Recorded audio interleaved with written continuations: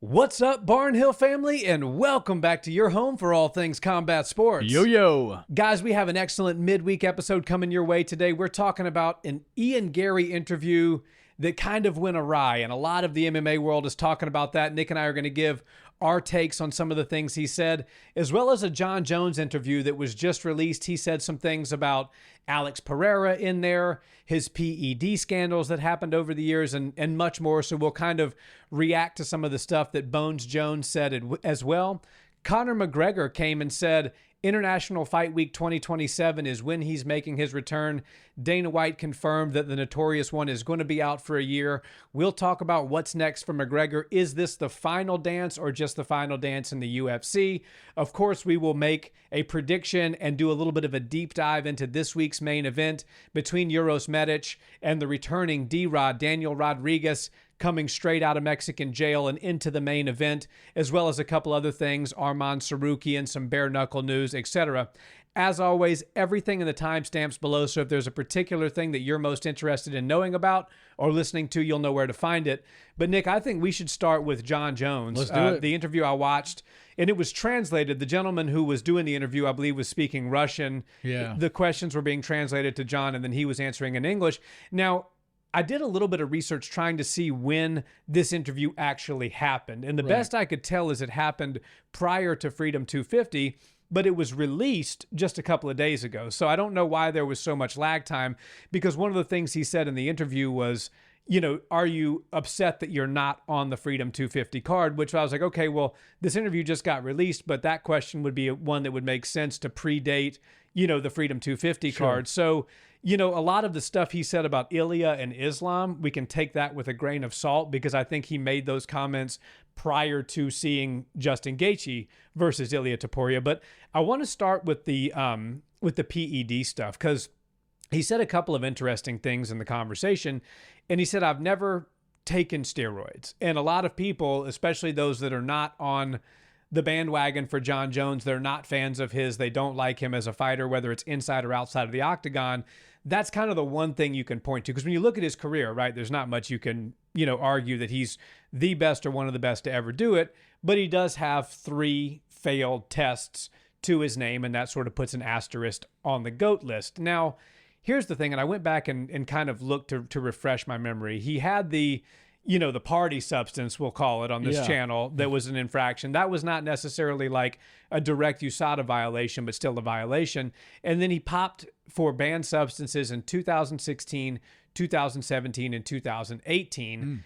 And most recently, the 2018, he was saying by USADA's current standards, that picogram, as it was, the famous picogram, would not have even registered, and that positive test actually, in fact, in 2026 would have been a negative test, as well as the 2017 one, where the one of the governing bodies, one of the members of the governing body, came out and said that yes, Jon tested, but it wasn't through his wrongdoing, other than just he took a supplement that was, you know, banned, and that's what happened.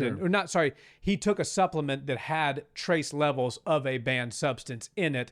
It wasn't like he was seeking out a banned substance and taking it, and tainted supplement. And then in 2016 we had the famous gas station boner pill scandal, where, right? You know, that was the gas station late night Johnny Bones, the Black Rhino 5000 or whatever. Yeah, he's purchasing the Black Rhino 5K, and that had some level of banned substance in it. So, you know, I wanted to get your reaction to that. It's interesting because I do consider Jon the best fighter of all time, right? Too. But that if you're going to make an argument against that, the PEDs are always what come up. Sure. Now, he hasn't tested positive in 8 years for anything. Certainly, there was no banned substance that was involved in him dismantling Cyril Gane, beating Stipe Miocic, and the run he went, I think it's 6 fights since his last positive test, including winning the heavyweight belt. What are your thoughts on what he had to say about the performance-enhancing drugs and why he doesn't believe it should affect his career, Yeah, and so- his future. Yeah, so Jon Jones is the GOAT, in my opinion. I think technically he is the best fighter that we've ever seen. He's the most dominant champion that we ever had in the modern era.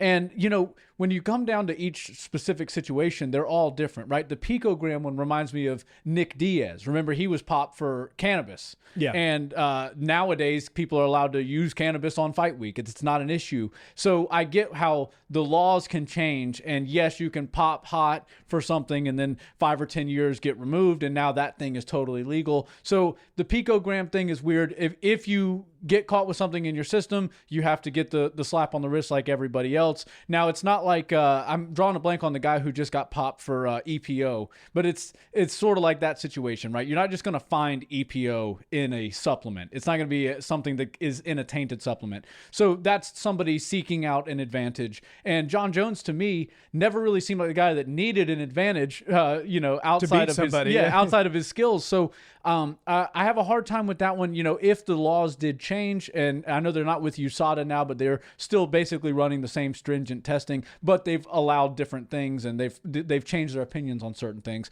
So I've never really worried too much about the picograms and, you know, the drugstore, you know, dick pills for lack of a better term. That's what they are. Yeah, exactly. And so I kind of have to take Jon at his word. Now, the extracurricular stuff that he does to have fun on the weekends, you know, that obviously is not allowed in the testing pool. So you have to slap him on the wrist for that as well. But when you talk about 2018 being the last time he tested hot, and then 6 fights happening since then, and a move up to heavyweight where he certainly didn't look like a guy who was on performance enhancers when he got into the heavyweight frame that he had been building, which, by the way, most people would assume if you're going to go up 30, 40 pounds that you might want to use a little sauce to get there. Yeah, to get there. It might be impossible in your 30s to gain 30 or 40 pounds, but he did it. It made him look a little bit softer, not quite as ripped as he was at 205, but you know, Jon is the GOAT, in my opinion. I don't think that anybody can, you know, dispute that, really. Now, Islam Makhachev has a good chance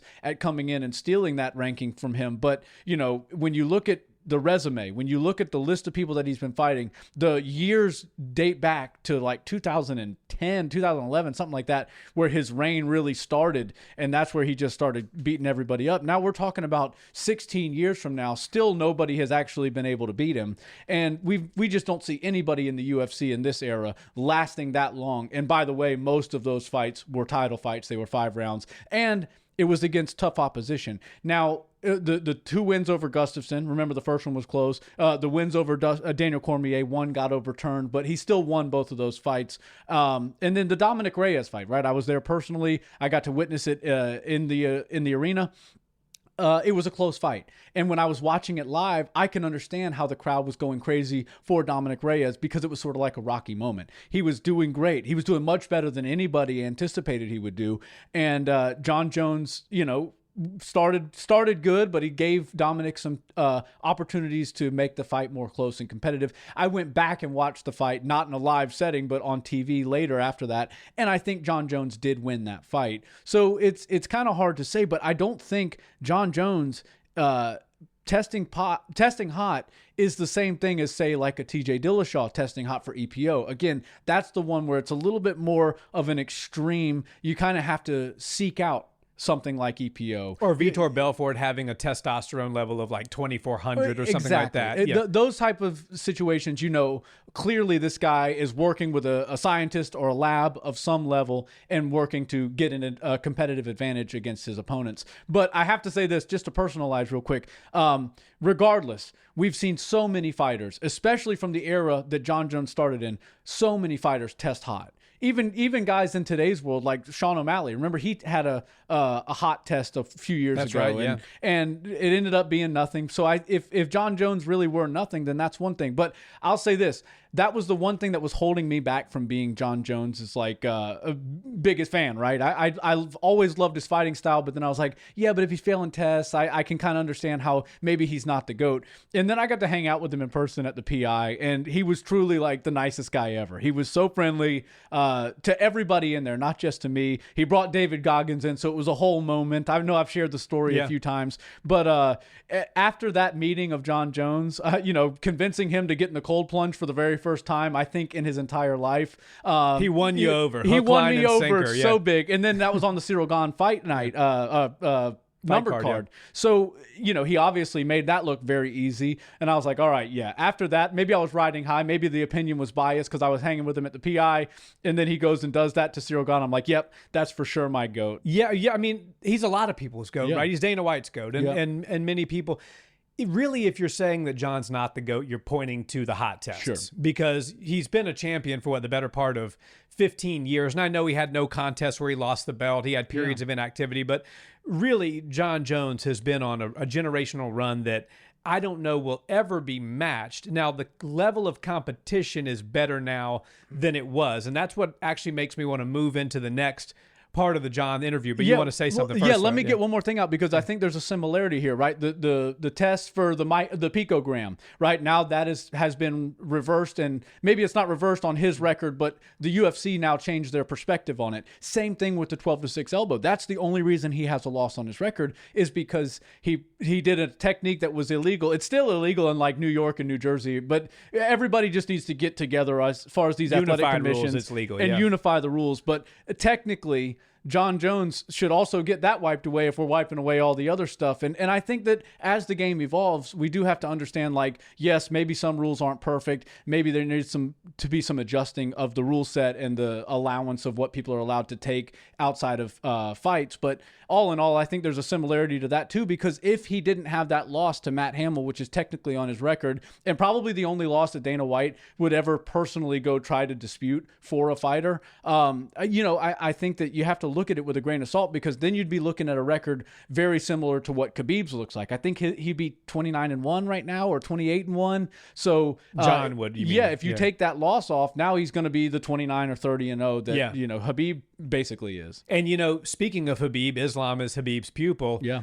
One of the other interesting things, now I do believe that this interview happened prior to Freedom 250, so take it, and look at it through that lens. Right. Quick break in the action, guys, to thank today's sponsor, Kalshi, the predictions markets where you can trade on real-world events, including MMA fights. And what Nick and I love most about Kalshi is that the lines move based on what you guys, the fans and the experts, think is going to happen, and they're not affected by online bookies. And as a special thank you to the Barnhill Brothers listeners, Kalshi is giving you $20 to predict with once you download the app, use the promo code Barnhill, and deposit $20 of your own. So if you think you know MMA ball, stop talking about it and put a little skin in the game with Kalshi.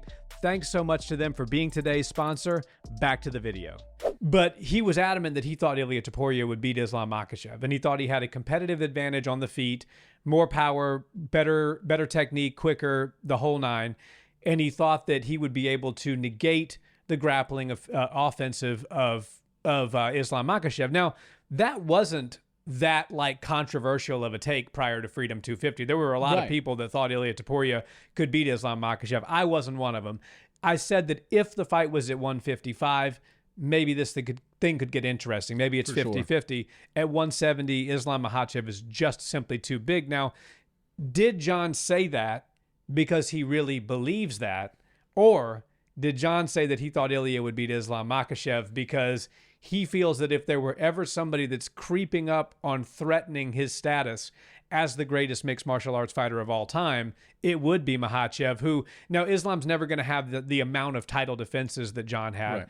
But we're also talking about a different era. We're talking about a much more competitive era right now. Do you think that there was a skew or a tinge of bias in Jon Jones's saying that he thinks Ilia could beat Islam? Yeah, well, if it would have come out recently, and if it would have been filmed and released within post-UFC Freedom 250, then I'd say, okay, maybe he's doing a little bit of game planning against Islam. But I think that Jon Jones saying that Ilia would have beaten Islam Makhachev or had the best chance to is actually pretty standard and on par with what a lot of the community was saying before the Justin Gaethje fight. I think it has to do with the fact that Ilia showed us incredible power, even at 155, but then you have to take that with a grain of salt because Max Holloway is a lifelong 45er who's just now finding his footing at 55. Charles Oliveira spent a large portion of his early career at 45, and both of those guys kind of got caught late after many wars, Charles Oliveira, many knockouts and stuff like that. So Ilya did catch people at the right time, but when we saw him face a true 155er, right? We've never seen Justin Gaethje competing in the UFC at 145 pounds. So the size does start to play a role. And I think that if Ilya would have gone out there and knocked Justin Gaethje out, we'd say, okay, regardless of the weight class, I think this guy has enough power to knock out anybody from 145 to about 170. The fact that he couldn't do that much damage to Justin Gaethje, it tells me that Islam Makhachev is much too big for Ilia Topuria to ever beat. Also, I think you were right by saying if it happened at 155, there's a much better chance that Ilia could win. At 170, Islam should have been there years ago, but it's better that we have him there now than never at all. So I think that that fight, unfortunately, even though the whole world wanted that, Islam Ilia was the top fight that all fight fans wanted to see more than anything. Now we're like, okay, we're fine with Arman and Ilya. We're fine with Patty and Ilya. But let's not send him up there to the Wolves and just have him get, beat up because he's significantly smaller. But I also think that size of Ilia Topuria being such a shorter opponent would have made it difficult for Islam to implement some of his game planning. But now I have to take all that off the board because if you can't beat Justin Gaethje, you damn sure can't go up there to 170 and beat Islam Makhachev. So I think Ilia Topuria is still going to be a threat for a lot of people. I think he will probably get back to a world title fight and possibly even win a world title again. But I just don't see any case where he needs to go to 170, and he certainly doesn't need to fight the pound-for-pound number one fighter in the world in Islam Makhachev, regardless of what he does in his next fight, his next two fights, or even his next three fights. Agreed. And I do think that Jon had, hopes that, that fight would transpire and that Ilya would win because then I guess he would have to contend with Ilya, creeping up on his GOAT conversation. So maybe there wasn't any bias. And maybe I'm reading too much into it. Yeah, and then the other one, I guess he didn't really think to point his guns at him, but Dana White, right before the Freedom 250 card, said, if Alex Pereira gets the third belt, he's the GOAT. So this interview that Jon Jones was in obviously took place long before the Freedom 250 card. If that piece of news from Dana White would have come out and that opinion would have come out of Dana White before Jon did this interview, I guarantee he would have said something about that as well. And, Alex Pereira didn't win Freedom 250. And we saw what Jon Jones did to Cyril Gane. We saw what Cyril Gane then did to Alex Pereira. And I know styles make fights, but if I'm being realistic, I don't think a fight between Alex Pereira and Jon Jones would be overly competitive after seeing how much of a difficult time he had with Cyril Gane and then seeing Jon Jones cut through Cyril Gane like a hot knife through butter. Well, he talked about Alex in the interview, and they asked him, specifically point blank, what are your thoughts on Pereira, the potential fight there? And he said, look, I respect Alex. I'm a fan. I'm going to watch him as a fan. I like him.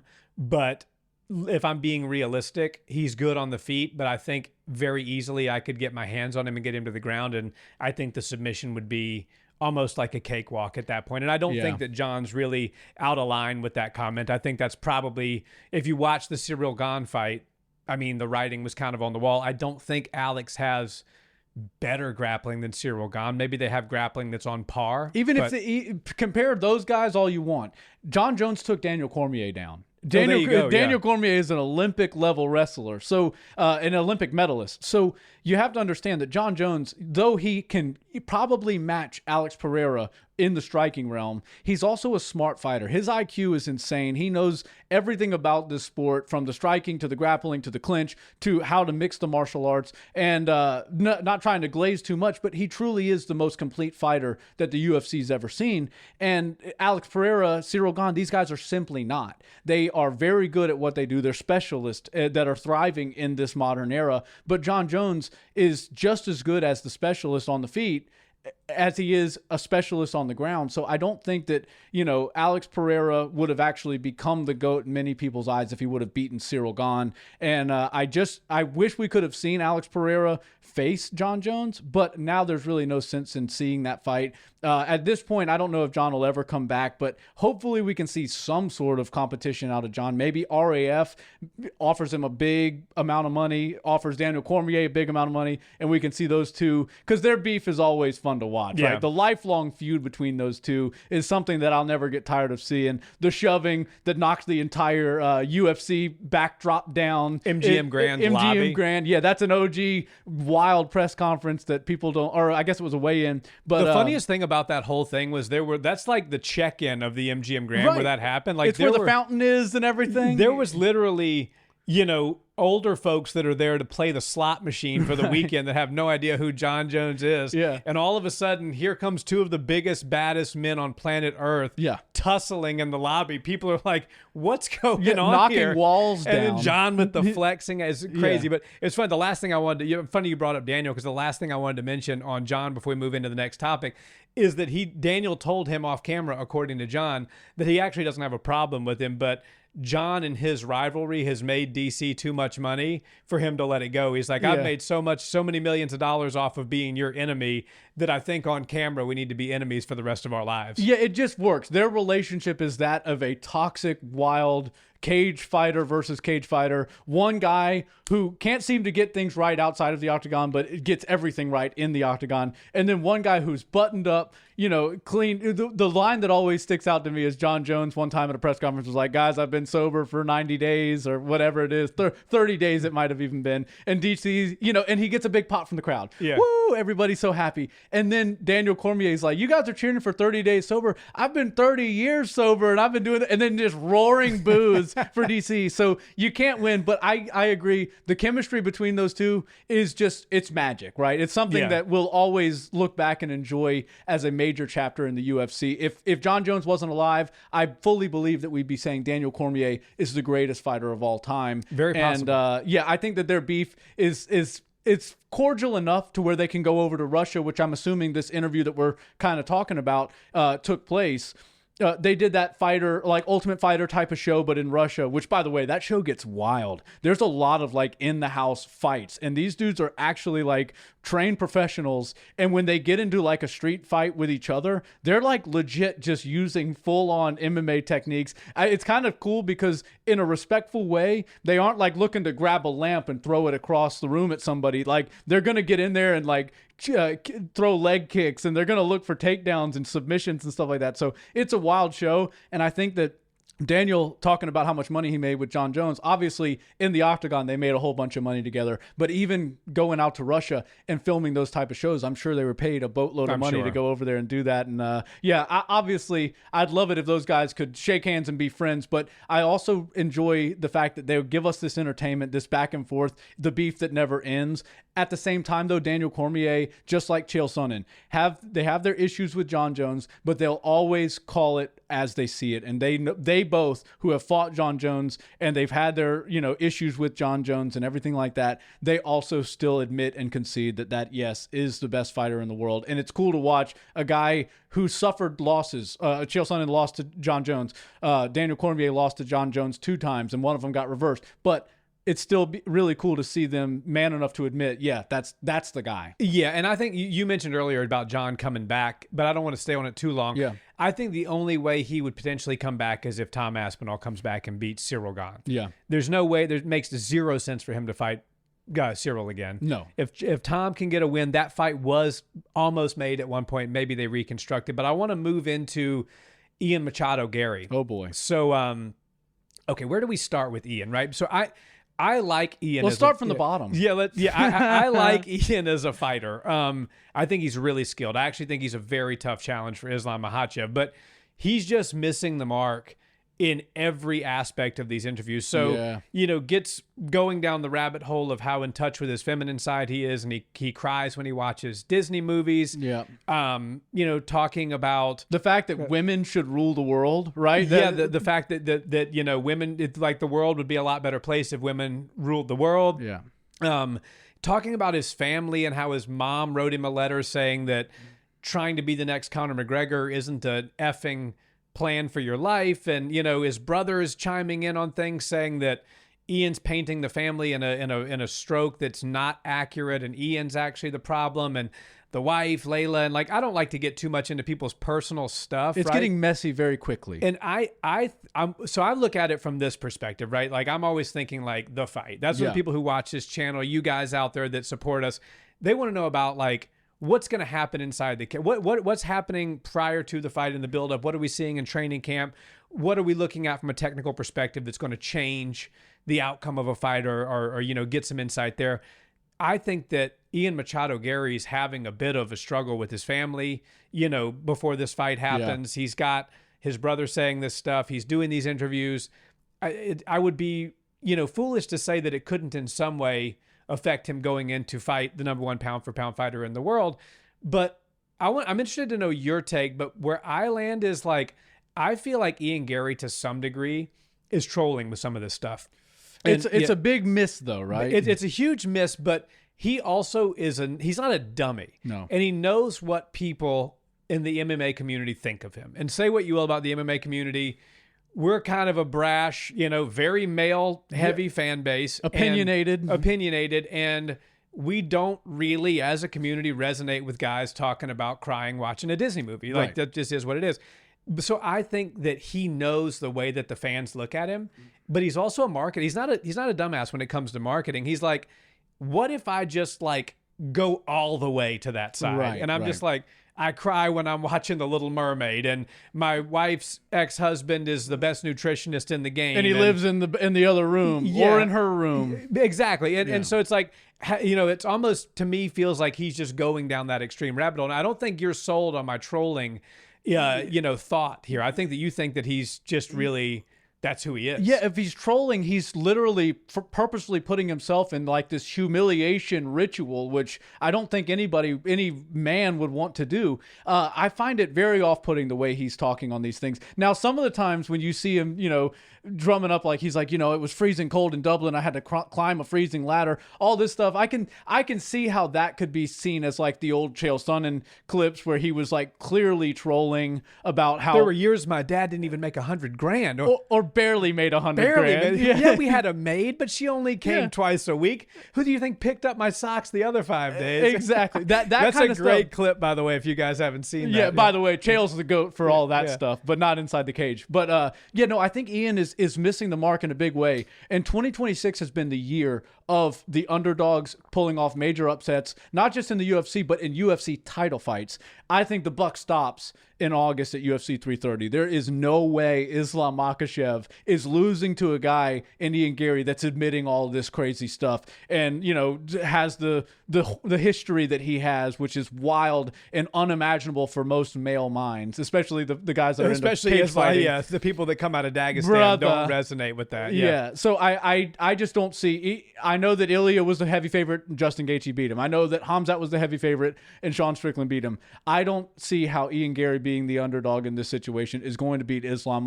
The amount of fuel that this must be giving Team Khabib as they prepare for this title fight. It's look, Islam, if you lose this fight, we better just pack it up because we can't lose to a guy who cries when he watches Disney films and says women should rule the world and, complains about, the weather in Dublin being so cold that, he had a hard time climbing a cold ladder or whatever.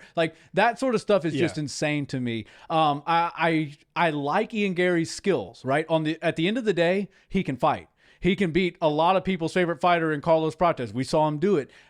He has a really good run in the UFC so far. The only loss is Shavkat, which we all understand is probably one of the best 170s in the world. We just need to see him active again. But Ian Garry is the right guy for the title shot. He's got to face Islam Makhachev. But I don't know if the mindset that he has right now is that of a guy that can beat an Islam Makhachev who is the complete polar opposite of everything we just described about Ian Garry. Couldn't be that those two couldn't hang out for a day because there's just nothing they could relate on. No, not at all. And Islam was interviewed. I forget who it was. It was a little short clip that I saw on Instagram, and they were talking about training camp. And Islam is dialed. He's like, look, the only thing I hate about training camp is we brought in a bunch of kickboxers that like to run away. So I've been having to run and chase a little bit more this camp. Yeah. But he said Javier Mendez is in New Jersey. He's been there for some time. Habib is in New Jersey. He's been there for some time. They have a gym there that they like to train at. I'm drawing a blank on the name. Forgive me if you're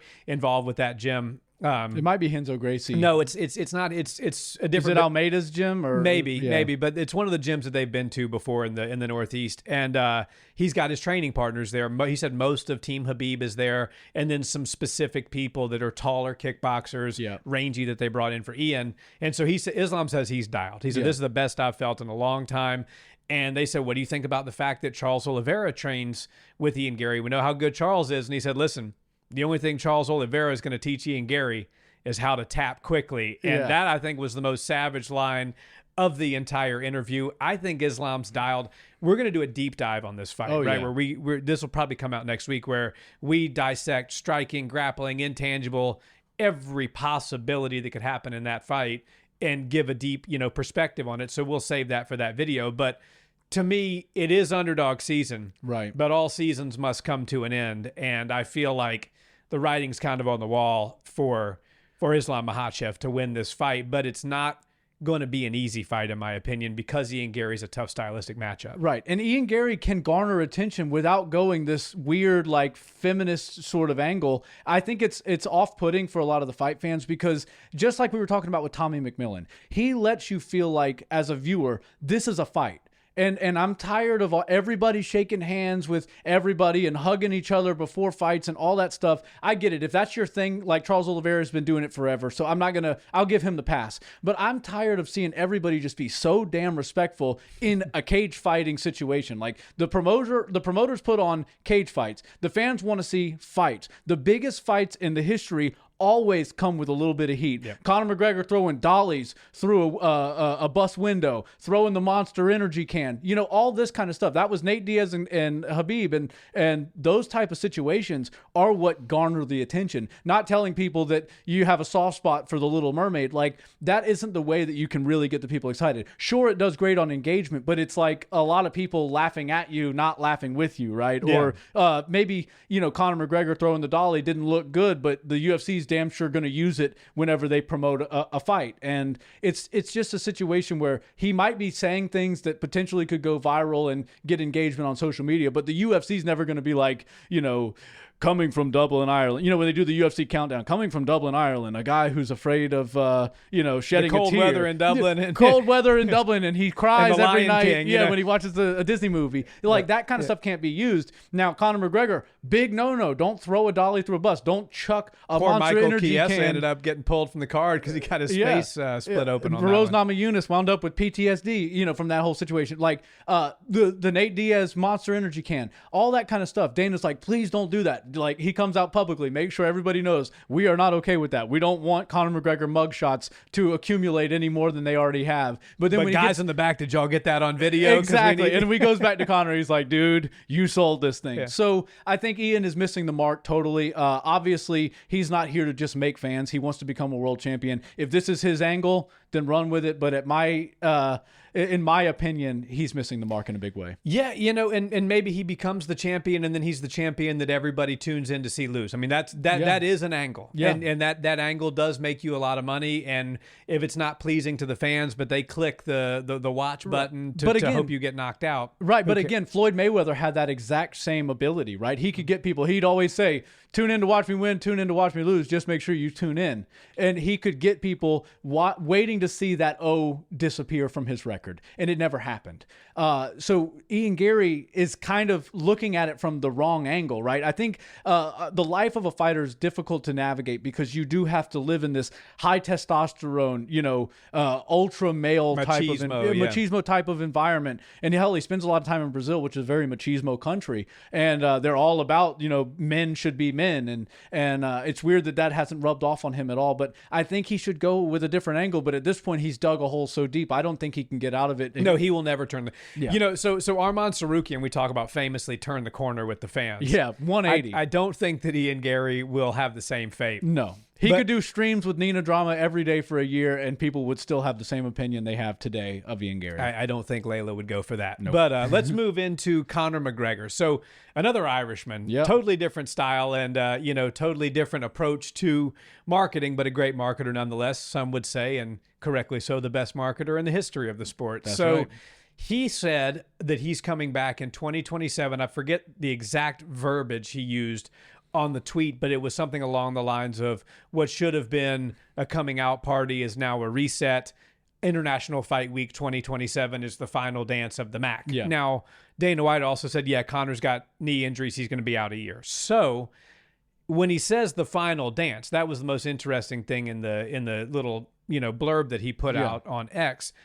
Does that mean that this is his final dance of all time, or is this his final dance in the UFC? We know it'll be the last fight on his UFC contract, but is he going to go test free agency, which he told Ariel Helwani back in April that he was going to do? Yeah.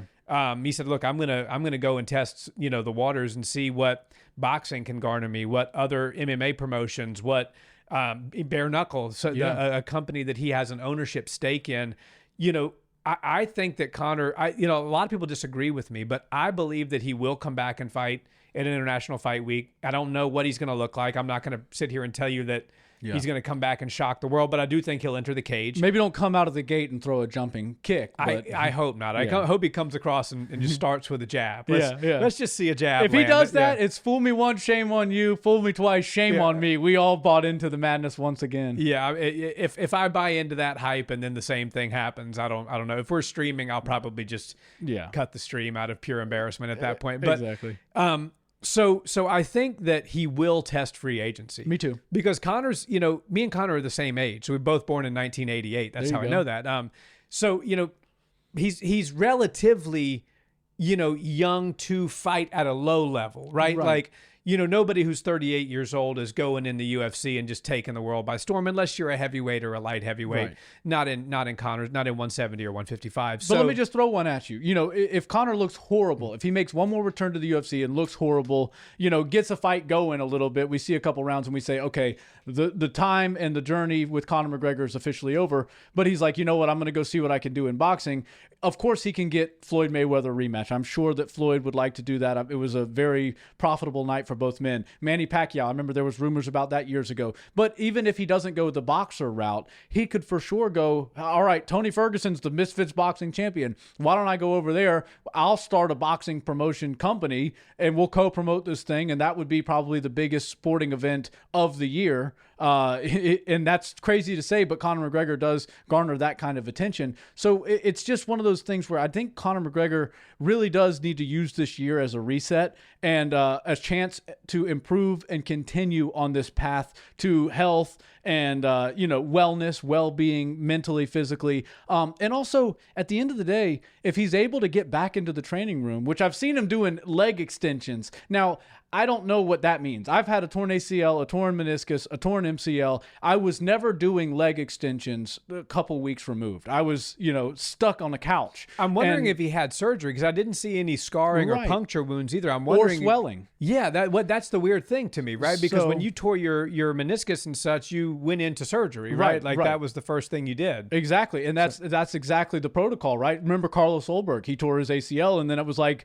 before he even went back down under, he was getting, surgery on his leg. In Vegas. Yeah, in Vegas. If I remember correctly, he told Dana White, I'm staying around. Right. I'm going to have my surgery with one of the top UFC affiliated surgeons here in Vegas. And then I'm going to do my rehab at the PI, which was brilliant. I think Carlos Ulberg made the right decision there. Yeah. So, but I don't, Conor's been a little vague as to whether he actually had surgery. Well, and he said it's a meniscus tear and an ACL tear, but I didn't hear the word torn. Or he said ACL and meniscus injury, but I didn't see the word tear. Now, it could be torn. I'm not a doctor. I don't know. It looked like it did some sort of shifting when he landed on that leg. And judging by my experience with these types of injuries, when you see the leg buckle like that, usually something does tear. But I don't know. So obviously he's got to do his prehab or his rehab or whatever it is that he's got to do to fix himself. But if he's able to walk and then start shadow boxing and then eventually move into the mitts and start flow sparring with people by the end of this year, then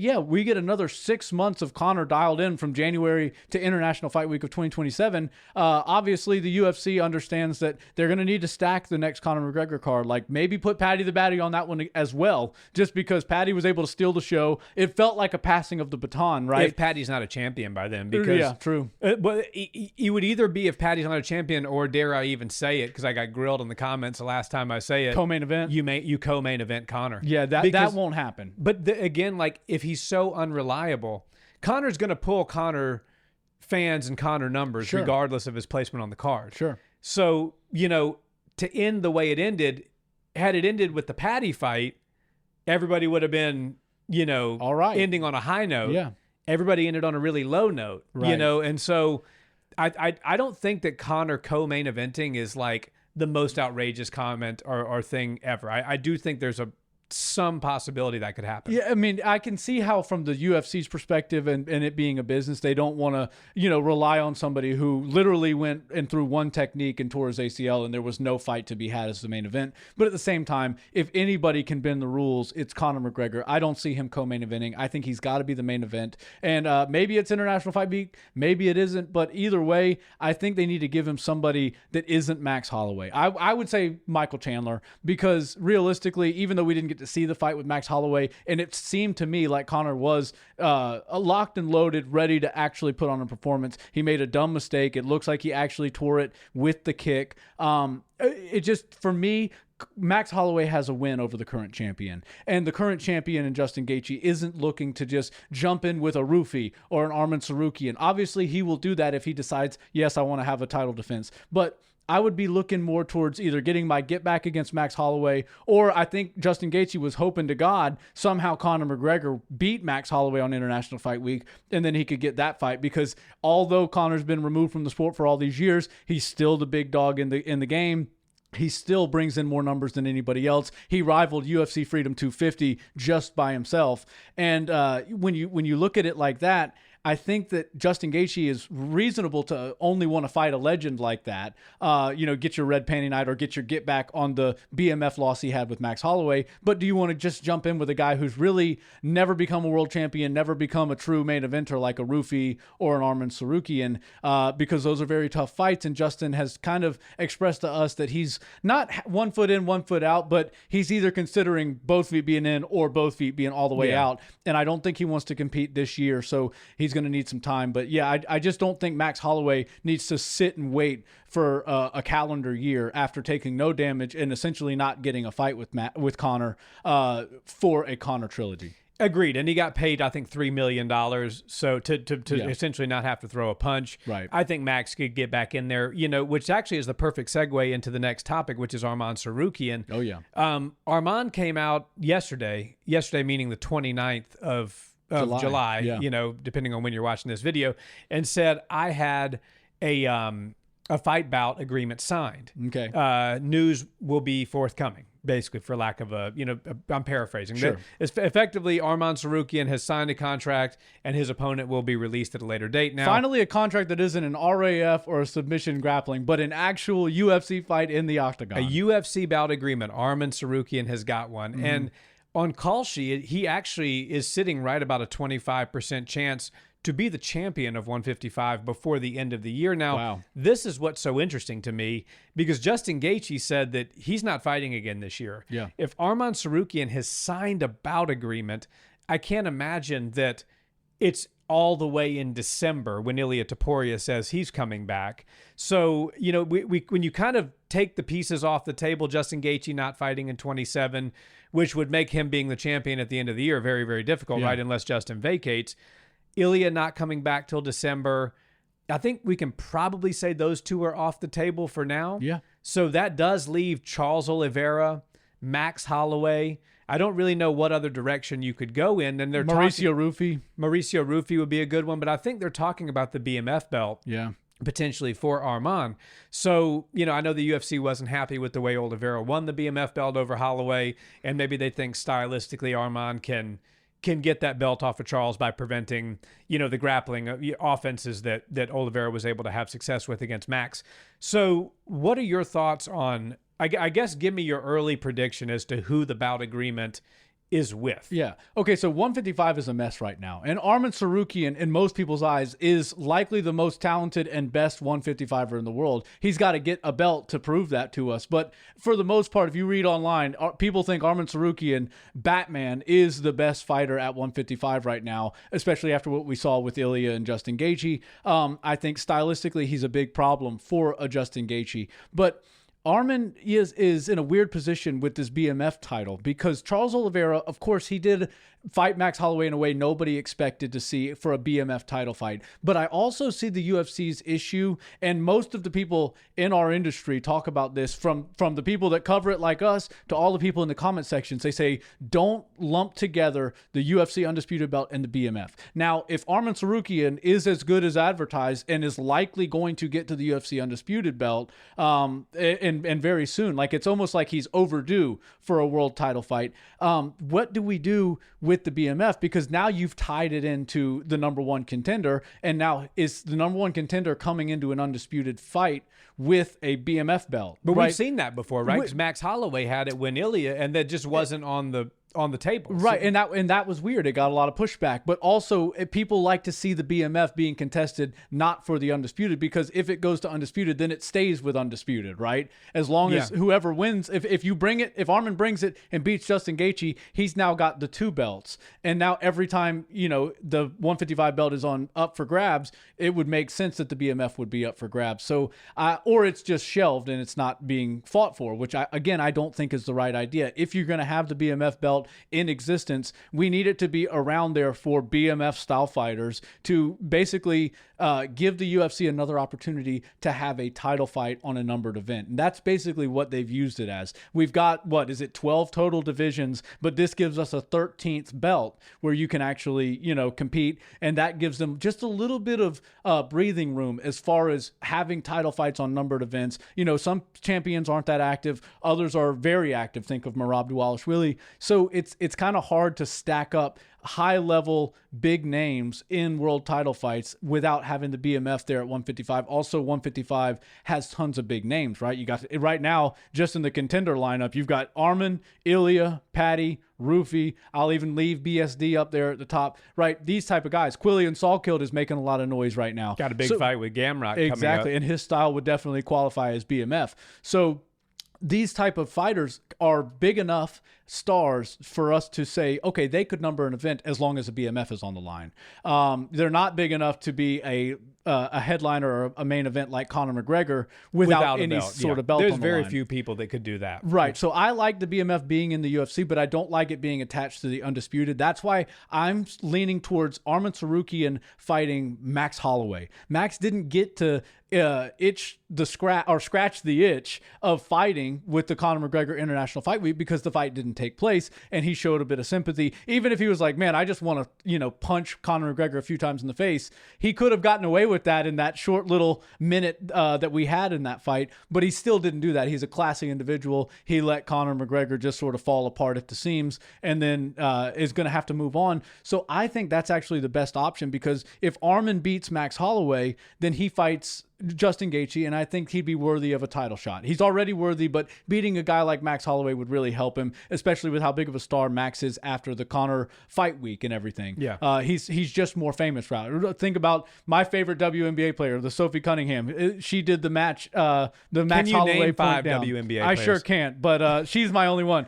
But Max Holloway is a bigger name than he's ever been right now. So I think Max versus Arman is the best fight for Max next and for Arman next, and the winner can draw into Justin Gaethje sometime in 2027 because Max Holloway has the big win over Justin. I think Justin would like to get that one back, or at least have an attempt to before he decides to just draw from the bottom of the deck of the top contenders at 155. Yeah, I hear what you're saying, and it actually makes sense, right? Because Charles Oliveira, if you do that rematch, Arman won the first fight. Charles was, really making a turn there at the end of the fight.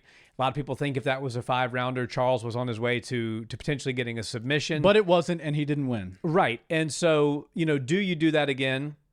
Do you couple the BMF, or do you just not do the BMF and just have those two fight? I don't know.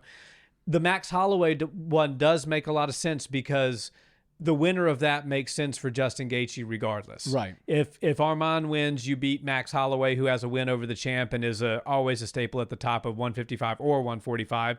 And if Max wins, well, of course, he's got a knockout victory over the sitting champion. So, and I'll just throw one more thing. You know, Paddy versus Justin would obviously make the most sense had we not seen them fight for the interim in the beginning of 2026, right? That was the first Paramount card ever. Justin Gaethje said, I'm not in the business of giving out rematches right now. I'm not giving Ilya a rematch, and I'm not giving Paddy a rematch. So that takes two of not only the biggest stars, but the top contenders off the table, which then brings back to Max Holloway, Arman Tsarukyan, and Charles Oliveira. But I don't think the UFC, given the trajectory of the sport and the 155 division, want to bring back Charles Oliveira, because then it feels like almost a vintage fight for a title fight, right? Yeah. Charles versus Justin is like vintage UFC 155. I feel like we need to get some of these newer faces in, and I'll even throw Max Holloway into the newer faces simply because he's new to the division. He's new to the division, exactly. Yeah, I guess, I mean, I was thinking Charles, but maybe you're kind of swaying me a little bit that it'll be Max. I'm interested to know what you guys think. Drop a comment. Do you think it's going to be Max Holloway, Charles Oliveira, or is there somebody, a roofie, that we're missing for Arman Tsarukyan in his now apparent signed bout agreement and return to the UFC almost a year removed? And you know I love making matches. Come hang out for Matchmaker Mondays every Monday that there's a fight the weekend prior. But Charles Oliveira should defend his BMF, but you know who he should defend it against is Diego Lopez. That is the fight. I think Diego needs to come up. We've been saying that for years. Give Diego Lopez a few more years in the UFC, and he will prove to us that he is BMF material. I think he's done that in spades. I think he absolutely is the style of fighter that the BMF belt should be contested with. Charles Oliveira came from 145. Diego Lopez would be coming up from 145. I would love to see Diego, especially after his win at Freedom 250. He's a star, right? People just seem to love Diego Lopez, not just for his fight style, not for his ability to just bite down his mouthpiece and get after it, but also he just seems like such a nice, likable guy. I'd love to see him get that opportunity if he's looking at coming to 55, which the rumors are that that's what he's looking at. Yeah, it's going to be interesting to see what happens. I do like that fight. I was going to say I don't hate that fight at all, but our dad made fun of me for saying I don't hate something. Like, why don't you just say I like it? It's like when I order a cheeseburger, I'll say I'll have a cheeseburger with no onions. But he's like, why don't you just say no onions? Like, he makes some solid points sometimes. Yeah. English wasn't my major in high school. But we do this talk show. Imagine that. That's right. So Uros Medic versus Daniel Rodriguez. Couple of really interesting things that stick out to me. Let's dive into this main event and make a prediction. I'm not going to sit here and bury the lead. I do think Uros Medic wins, and I think he wins by knockout. Daniel Rodriguez is almost 40 years old. Daniel Rodriguez has also spent the better part of the last year in a Mexican prison. Brutal. And he said himself he was only allowed to go out on the yard 2 days a week. We saw some training footage, but it's really just him hitting a makeshift double end bag, doing some push-ups. That's not, when you're training for Uros Medic, you need sparring partners, you need grappling, you need people that can hand your ass a really tough round, which I don't think anybody that he was around there in jail was giving him tough grappling rounds or tough striking rounds. And so to me, almost 40, not a volume output machine, some power, kind of accumulation sort of fighter. Uros Medic is on a 4-fight first-round knockout streak. Not just a 4-fight win streak, not just a 4-fight knockout streak, a 4-fight first-round knockout streak. Uros Medic, I've said it on this channel for about 3 months now. You could go back and fact-check me. Uros Medic is a dark horse for 170. He could fight for a belt in 12 to 18 months' time. In two fights. Uros Medic versus D-Rod's very interesting to me. If D-Rod wins, I think we need to go ahead and sell that story to Netflix or any Paramount Plus. They should definitely... Prison training camp.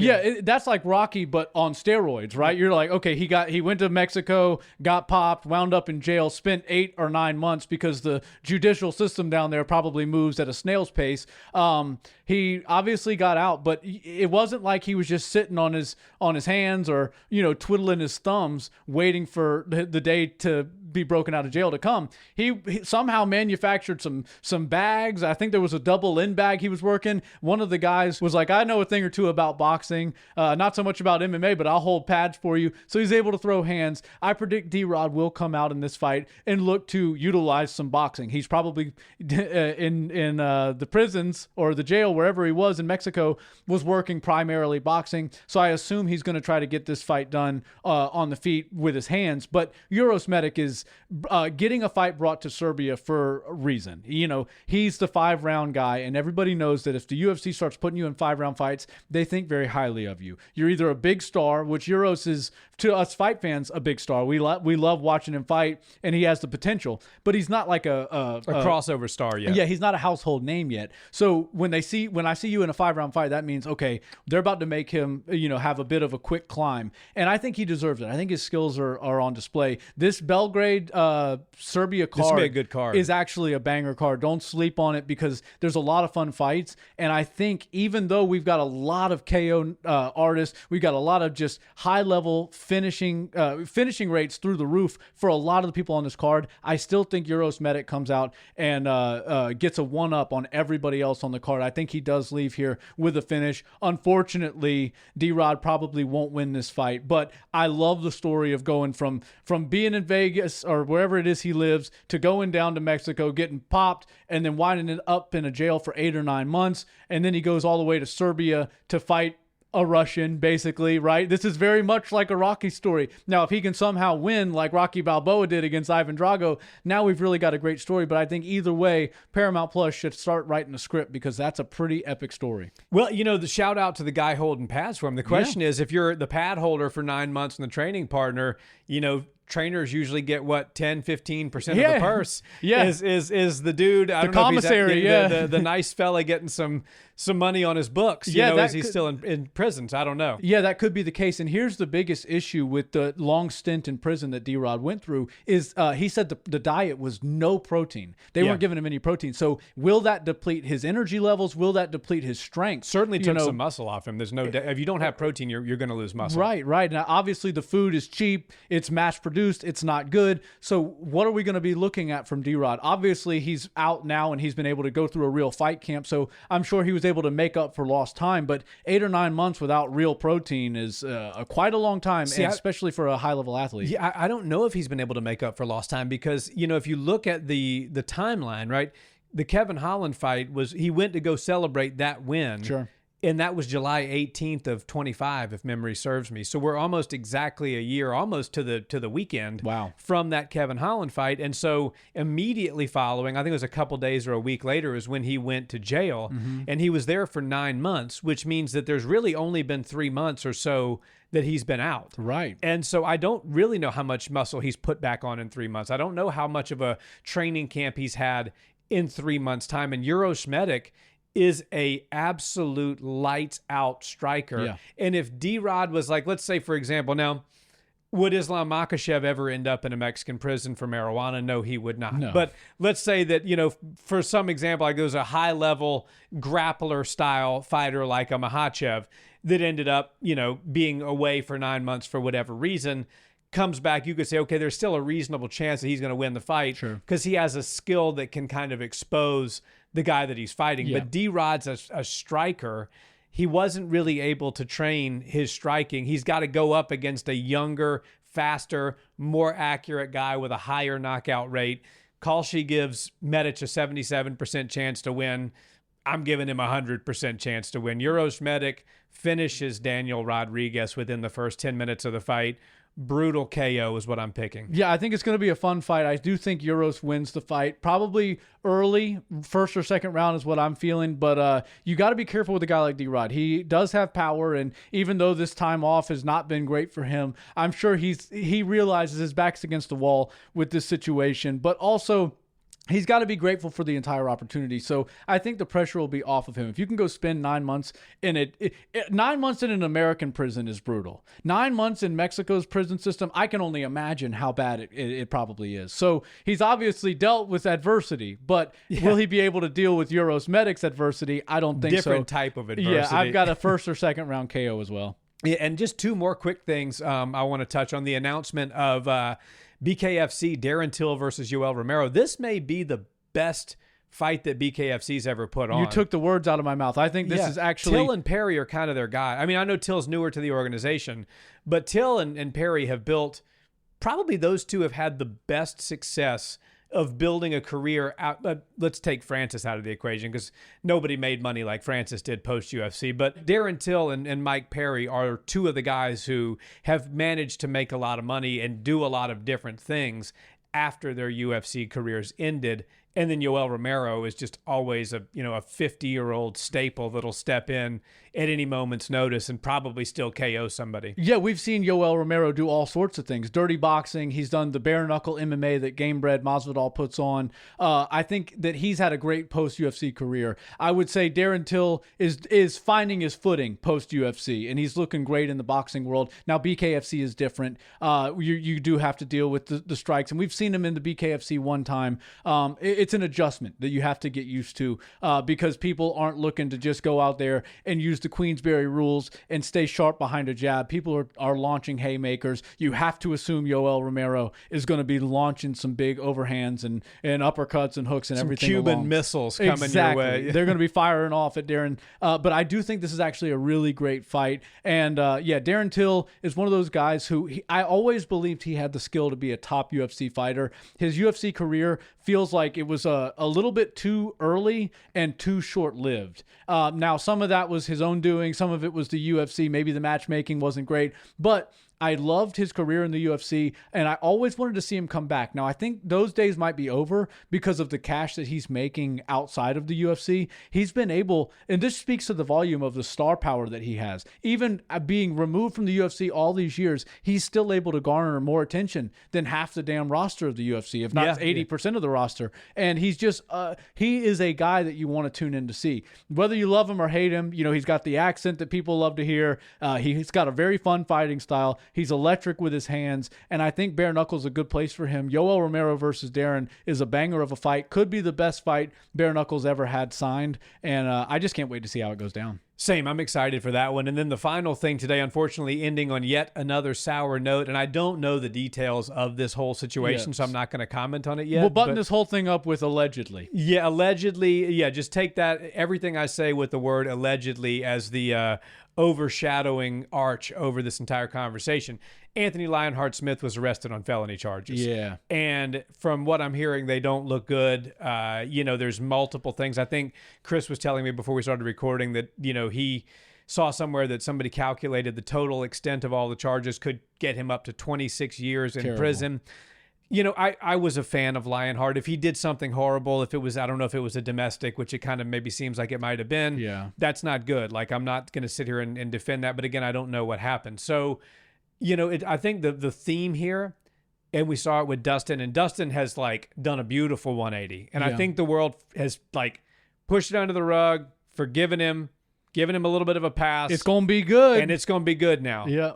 I don't know if it's going to be good for Lionheart. Lionheart might be in a little bit more of hot water. And I think the overarching conversation here is that it's a really hard thing for fighters to retire, it seems like. They don't really know how to retire well. Yeah, and that's unfortunate. What makes me sad is Anthony Lionheart Smith obviously is a fighter, right? He's got 60-something fights as a professional. Yeah. So he's as grizzled of a veteran as the UFC's ever had. And he's actually in rare air where not many people that fight in the UFC and then in their career get to still compete somewhere and make decent money. He was doing that. I think it was Gamebred MMA where he was able to have his last win against Chase Sherman, if I believe. I can't remember. Yeah, I think that's right. Yeah. But I think that was the last one.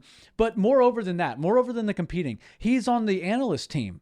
And that's an even more rare spot. Very hard to get a job with. That's more rare than becoming a UFC champion. Now, obviously, it's harder to become a UFC champion, but just based off numbers. There are fewer analysts than champions. That's a good point. Exactly. Man. And he had one of those spots. And I think that the UFC was giving him opportunities based off of, he seems like a great guy. I've never heard anything bad about Anthony Lionheart Smith. Now, if this stuff comes out and it's all true, obviously I won't be defending any of his behavior, but I just feel so bad when you can't find your footing outside of fighting. And even if you're given opportunities like to be on the analyst desk and you're able to, compete still and get that sort of competitive nature exercised and utilized a little bit to ease yourself out of full-on competition, that's good. But I don't know much about the story. It's all alleged at this point, innocent until proven guilty. But hopefully we don't see him spend 20 years in jail. Maybe he can probably deal with jail a little bit better or equal to D-Rod. But let's just hope if he does go away, it's for 9 months or something like that. And I don't think anybody's going to be bothering Anthony Lionheart-Smith in the jail. Maybe he'll have a couple people test him, but they would be insane to do that. I think unless they come, right, yeah. Unless they come with a team, then of course there's no such thing as a fair fight. But I just feel bad for the whole situation. I feel bad for his family. I know he's got a lot of children. It's just all in all a bad look. It's a bummer. Yeah. We just had to throw that in there. We cover the news, whether it's good or bad and ugly. You got any good news that we could end on, or do we have to end on the bummer of Anthony Lionheart-Smith? No, that's about it. I'll tell you guys a funny story when we cut these microphones, because it's not a overwhelmingly good thing, but one of my teammates had a crazy experience yesterday, so I'll tell you guys off air. But there we go. Nothing maybe to share Nick here. will share that sometime on air, guys. Thank you so much for watching this episode. We really appreciate it. We're coming at you again with an immediate reaction of UFC Serbia. Nick and I will sit down literally 10 to 15 minutes after the main event wraps and go do about an hour-long live stream recapping the entire main card, as well as anything exciting that may have happened on the prelims. Make sure you come for that. And if you haven't subscribed already, please hit that subscribe button so you don't miss a video. Helps us out a lot, and it doesn't cost you a thing. Thanks so much, and have a great week. Peace.